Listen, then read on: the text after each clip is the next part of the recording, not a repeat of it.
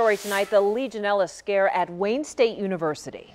Work is underway right now to rid the campus of the potentially dangerous bacteria. It was discovered in 6 locations, 3 of them in the cooling towers on 3 campus buildings, the other 3 in bathrooms at 3 other buildings. Those areas are being evaluated and disinfected. Now, this all comes after an employee was diagnosed with Legionnaires last month. 7 Action News reporter Bethany Moore live on campus tonight to show you what's being done at Wayne State to keep people safe. Bethany. That's right. We know that the administration says that right now they're doing a complete overhaul of their system to figure out why it missed the bacteria in the first place and to make sure it doesn't happen again. But students I talked to here on campus say they're still worried.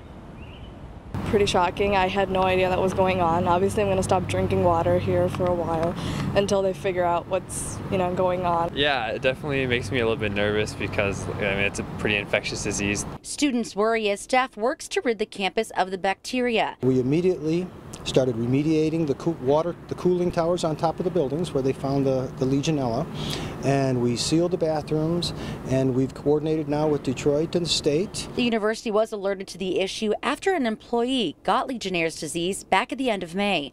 Experts were brought in to test all of campus, finding the bacteria in 3 buildings' cooling towers and 3 bathrooms. Those areas were closed off, and the school has been in close contact with city and state health departments. They do not think there's a health concern.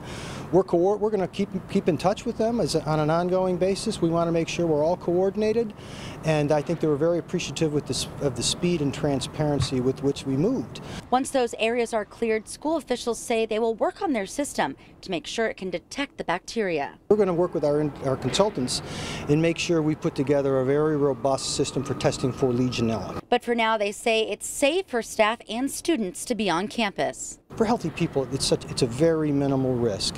So we're not concerned about an outbreak.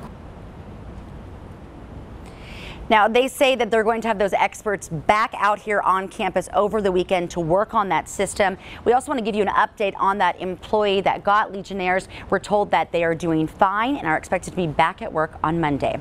Reporting live, Bethany Moore, 7 Action News. Bethany, thank you. And as part of our big story coverage, we wanted to take a closer look at what happens when someone is exposed to Legionella and gets sick. Doctors say you'll feel symptoms usually 2 to 10 days after you've been exposed. Often you'll start off with a headache, muscle pain, chills, and a high fever. Then comes shortness of breath, chest pain, nausea, diarrhea, and coughing that can bring up mucus or blood.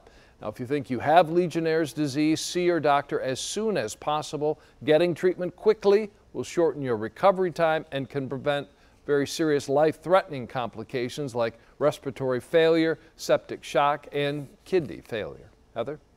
We also reached out to our chief health editor, Dr. Nandi, for steps you can take to avoid coming into contact with the bacteria. He says to avoid smoking. Believe it or not, it's the most important thing you can do because it raises your chance of developing Legionnaires if you're exposed to the bacterium.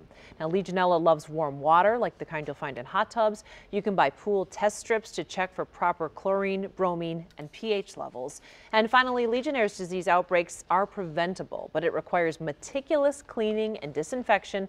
So don't be shy. Ask management how often their water systems, pools, and spas are cleaned. Our big story coverage continues right now at WXYZ.com. Please head to our website for a closer look at how to make sure the same germs are not lurking in your faucets.